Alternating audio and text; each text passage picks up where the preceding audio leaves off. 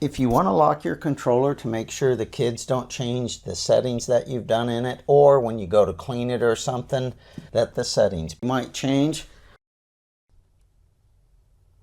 here's the settings button, and it's all done with the settings button. First, you have to get it on the bright setting, so just hit the button one time real quick. Now that it's bright, all you have to do is hold it down for 3 seconds. Right there, the lock icon came up.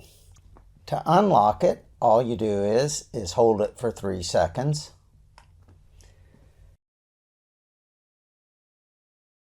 If you go like this, and then we lock it, if I hit this real quick right now, the display goes away. That's hiding the display. To bring it back, all you do is click this once, and then to unlock it, hold it down for 3 seconds. That unlocks it. So let's lock it again.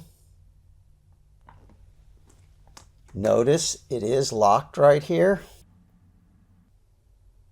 Even though the display is locked, that has nothing to do with locking the app to where you cannot change the settings.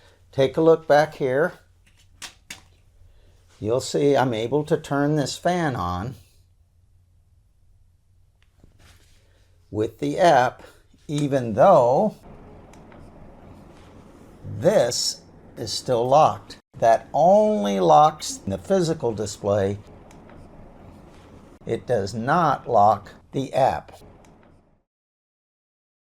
Click the card that just appeared and it'll take you to a playlist of all the videos I do on this controller and fan.